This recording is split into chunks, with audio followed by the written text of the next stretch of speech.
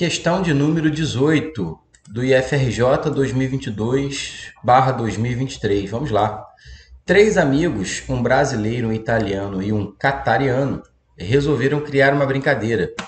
Todos contariam juntos até 100, começando do 1. O brasileiro deveria gritar gol toda vez que falasse um número par.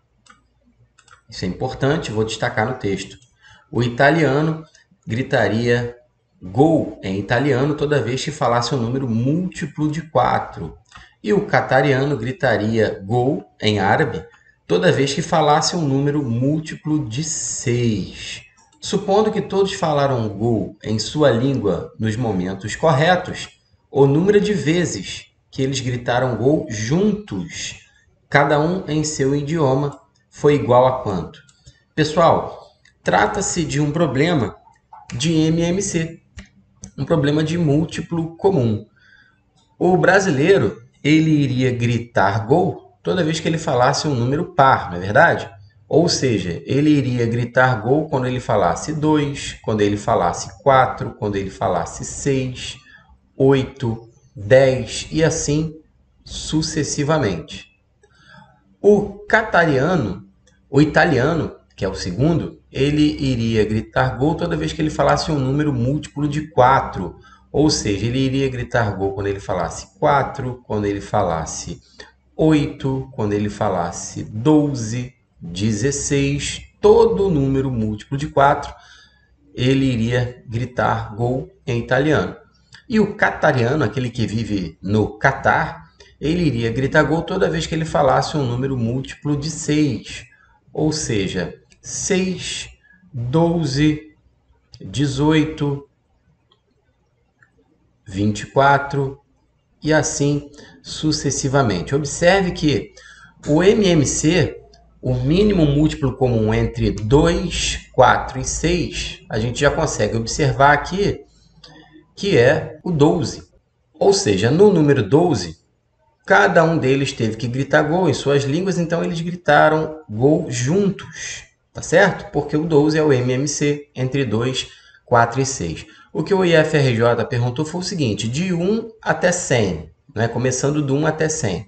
Em quantas vezes eles gritaram gol juntos? Bom, isso aconteceu a primeira vez no 12, depois no 24, correto? Toda vez que a gente passar por um múltiplo de 12, foi o número em que eles gritaram gol juntos, tá bom? Porque 12 é o MMC entre 2, 4 e 6, e todo múltiplo de 12 também vai ser múltiplo de 2, 4 e 6 simultaneamente. Então, aqui ó, em 12, 24, 36, 48, tá certo? Em todos esses números aqui, eles gritaram gols juntos. Como é que a gente vai descobrir quantas vezes eles gritaram juntos? É fácil. É só a gente efetuar a seguinte divisão. 100 dividir por 12. Tá certo? A gente dividir 100 por 12, nós vamos saber quantos múltiplos de 12 existem de 1 até 100. Claro que essa divisão não vai dar exata, tá certo? Mas o quociente já vai ser a nossa resposta, que vai ser 8, né? Quando você multiplica 8 vezes 12, você obtém 96 e o resto dessa divisão é 4. Ou seja, eles gritaram gol juntos, tá bom? 8 vezes. A primeira foi no 12, exatamente no 12, e a última foi no número 96. O gabarito da questão é a letra C. Bem tranquilinha essa, não é? Questão de número 19, ela era uma questão envolvendo operações com tempo. Vamos ler a questão? Ao longo de junho, em Doha, eu acho que a pronúncia é essa, né? Capital do Catar, a duração do dia permanece basicamente constante. Como referência, em 21 de junho, o dia mais longo do ano nesta cidade, o sol nasce às 4 horas e 44 minutos e se põe às 18 horas e 27 minutos. Enquanto em 21 de dezembro, no dia mais curto do ano, o sol nasce às 6 horas e 14 minutos e se põe 10 horas e 34 minutos depois, às 16 horas e 48 minutos. Com base nas informações acima, em Doha, a duração do dia mais longo do ano em minutos é quanto? Então, nós precisamos saber quantos minutos, tá bom? Dura o dia mais longo do ano nessa cidade aí, que é a capital do Catar, tá bom? Sabendo que o sol nasce às 4 horas e 44 minutos, 4 da manhã e 44 minutos, e se põe às 18 horas e 27 minutos, ou seja, nós temos que subtrair esses dois horários, tá bom? O horário que o sol se põe, que são 18 horas e 27 minutos, tá legal? Menos o horário que o sol nasce, que são as 4 horas e 44 minutos, uma operação com tempo, com unidade de tempo, né, que estava lá no edital do IFRJ. O aluno tem que saber, o aluno que quer estudar no IFRJ, ele tem que saber resolver problemas com unidades de tempo. Bom, aqui nós não podemos subtrair. Por quê, professor Luiz Antônio? Porque essa subtração aqui, ó, 27 menos 44, ela não é possível, né? Nós não podemos tirar 44 de 27. Então, nós temos que fazer o que chamamos de transformação com tempo. Nós vamos retirar 1 hora desse período aqui de 18 horas e vamos acrescentar essa 1 hora a esses 27 minutos aqui, mas claro, em minutos, tá certo? Ou seja, nós vamos ficar com 17 horas, tá bom? E somando aqui, ó, esses 27 minutos que você está vendo aqui, somando com 60 minutos, nós vamos obter 87 minutos. Luiz Antônio, eu não entendi, vou repetir para você. Eu tiro 1 hora aqui de 18, fica 17, certo? Essa 1 hora que eu tirei aqui do 18, eu vou acrescentar na casa dos minutos, tá certo? Então, nós já tínhamos 27 minutos mais 60 minutos, que é 1 hora que eu retirei daqui, obtive 87 minutos. Agora, pessoal, é possível fazer a operação. Agora, nós podemos subtrair, tá vendo? Esses dois horários aí. Observe que ao efetuar 87 menos 44, nós vamos obter 43, né? Aqui, ó, 7 menos 4 dá 3, 8 menos 4 dá 4. Então, aqui nós temos 43. E aqui, 17 horas menos 4 horas, nós vamos obter 13 horas. Então, a duração do dia, duração total do dia mais curto, são 13 horas e 43 minutos. Mas o IFRJ quer a resposta tudo em minutos. Então, temos que transformar isso aqui para minutos e é bem fácil, concorda comigo? Nós vamos multiplicar, ó, 13 por 60. Por quê? Porque 13 horas nós temos que transformar para minutos, depois somar com esse 43 aqui, ó. Então, vamos lá, vamos multiplicar. 6 vezes 3 dá 18 e vai 1. 6 vezes 1, 6 com o que foi 7. E agora eu coloco um zero aqui, ó. Então, as 13 horas inteiras, elas equivalem a 780 minutos. Agora, nós vamos somar com o 43 que nós já tínhamos, tá vendo? Então, aqui, ó, 0 mais 3, isso dá 3. 8 mais 4, isso dá 12 e vai 1. E aqui, 8. Portanto, está aí a resposta é essa. 823 minutos. É o total de minutos do dia mais longo do ano, lá na cidade de Doha, capital do Catar. Questão número 20. O gráfico a seguir mostra a variação média das temperaturas em graus Celsius em Doha, no Catar, ao longo dos meses de um ano. Então, nós temos esse gráfico. Nessa coluna aqui nós temos os meses do ano e em cada mês nós temos as temperaturas mínimas e aqui nós temos as temperaturas máximas dos respectivos meses. A pergunta do IFRJ foi, com base no gráfico acima, a maior variação de temperatura em graus Celsius ao longo do ano apresentado é igual a quanto? A maior variação. Pessoal, variação de temperatura é sempre a diferença entre a temperatura mais alta e a temperatura mais baixa, ok? Alguns alunos provavelmente caíram na seguinte pegadinha que o IFRJ elaborou. Bom, se você observar aqui, no mês de julho, ocorreu a temperatura mais alta, que foi 41 graus e meio, certo? Então, muitos alunos adotaram esses valores aqui para resolver a questão. Ou seja, fizeram 41,5 graus menos 29,1 graus, certo? E aí nós vamos obter aqui, ó, 4, aqui 11 menos 9, não dá, pega emprestado, 11 menos 9 dá 2, e aqui 3 menos 2, 1, 12,4 graus. Porém, essa daqui não foi a maior variação, tá certo? Por quê? Porque nós temos que considerar outros meses. No mês de junho, por exemplo, a maior temperatura foi 41,2 e a menor temperatura 27,7. Vamos calcular, então, a variação de temperatura no mês de junho. Ou seja, vamos efetuar a seguinte operação: 41,2 graus menos 27,7 graus. Tá bom? Aqui, ó, 2 menos 7 não pode, nós vamos pegar emprestado. Esse 1 vai ficar valendo 0 e esse 2 vai ficar valendo 12. Agora, nós podemos efetuar 12 menos 7, isso aqui dá 5.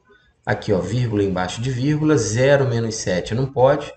Nós vamos pegar emprestado, esse 4 vai ficar valendo 3 e aqui vai ficar valendo 10.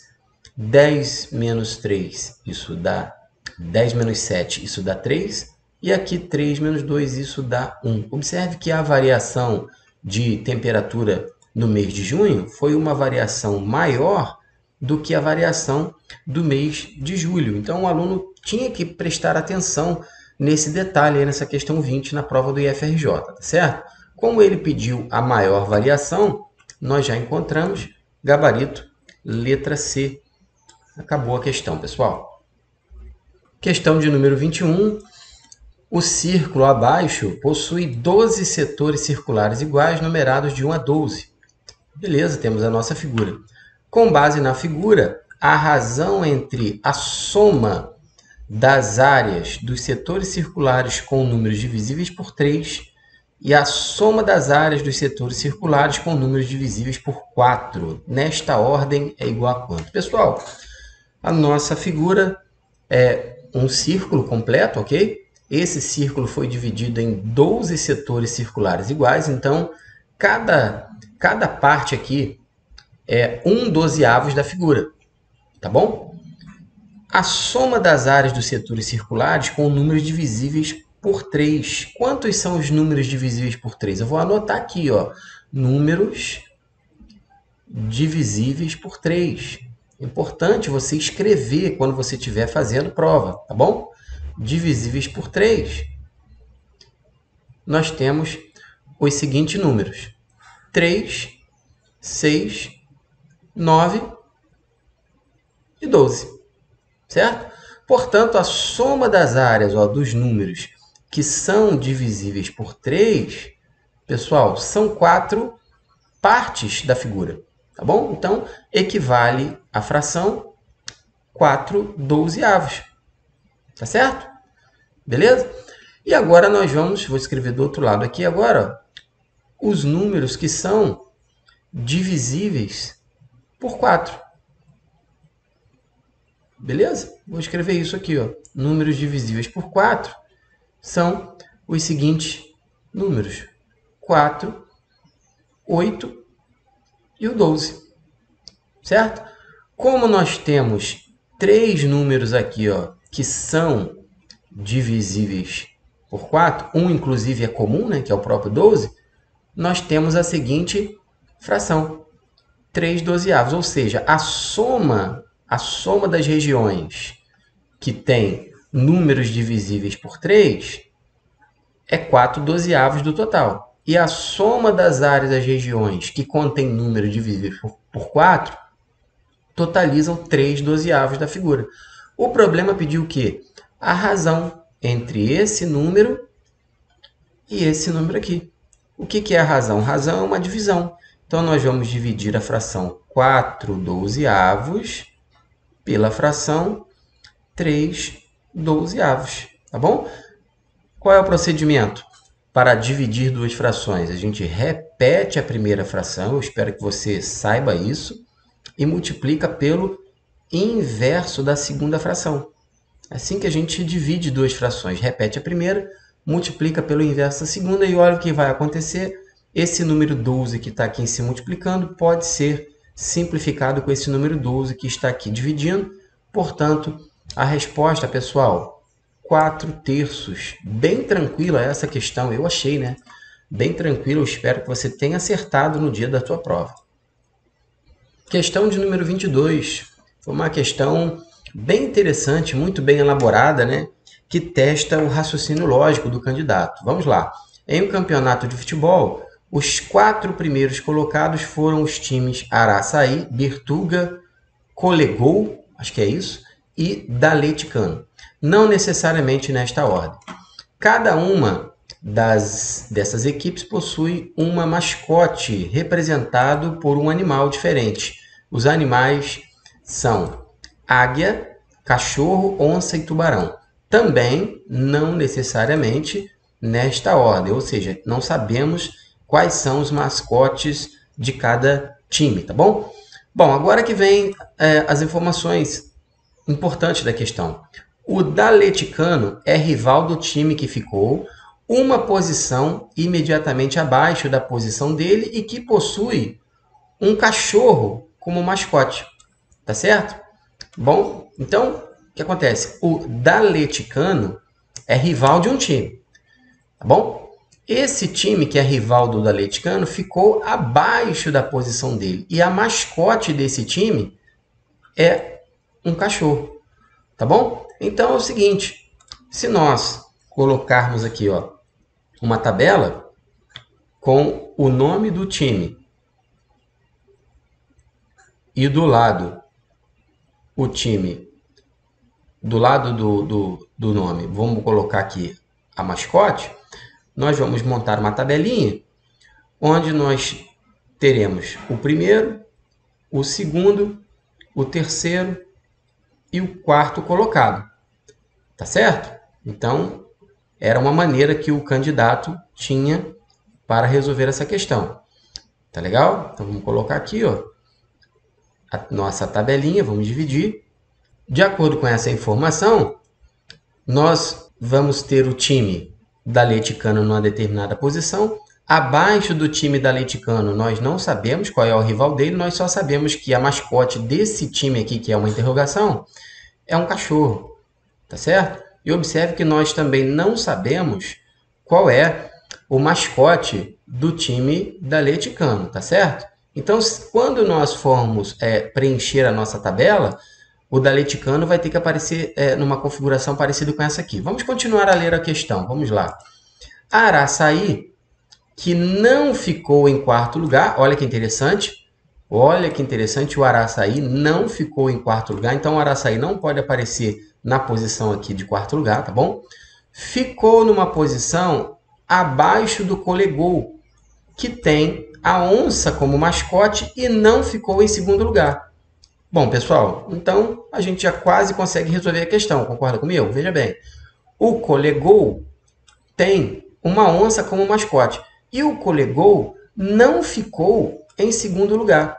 Se o Colegou não ficou em segundo lugar, pensa comigo, ele também não pode ter ficado em terceiro. Por quê? Porque se ele ficou em terceiro, o Araçaí estaria abaixo, mas o Araçaí não ficou em quarto. Então, nós já podemos escrever aqui que o Colegou ficou na primeira posição, tá certo? A mascote do Colegou é uma onça, isso foi falado, tá certo? E o time que ficou imediatamente abaixo do Colegou, nós sabemos que foi o Araçaí. Então, tá aqui, vou colocar o Araçaí aqui, tá certo? Agora, olha que interessante, quem deverá ocupar o terceiro lugar? Você já deve ter matado que vai ter que ser o nosso time o da Atleticano, né, que eu já tinha colocado aqui um rascunho na nossa tabela aqui ao lado. Então, o da Atleticano, obrigatoriamente, ele ficou na terceira posição. Tá legal? Aqui na quarta posição eu não sei qual é, mas vou colocar. E vou colocar logo o mascote desse time aqui, né, que é o cachorro. Tá legal? Em quarto lugar só sobrou um. Qual foi o time que sobrou em quarto lugar? Que foi o Bertuga. Muito bem elaborado, né? A questão pelo IFRJ. Tá certo? E agora nós vamos colocar os seus respectivos mascotes, tá bom? O problema falou pra gente que o clube que ficou em terceiro lugar tem um tubarão como mascote. Bom, então, quem tem o tubarão como mascote é o Atleticano. Aqui eu vou escrever aqui o tubarão, mascote do Atleticano. E para finalizar, tá faltando a águia, né? E a águia, ela é o mascote do Araçaí. Águia. Completei a minha tabela. Pergunta do IFRJ foi: qual time que possui a águia como mascote? Então, nós concluímos que é o gabarito letra A, Araçaí. Muito bem elaborada. Coloca aí nos comentários o que você achou dessa questão. Você achou fácil? Você achou difícil? Conseguiu resolver no dia da prova?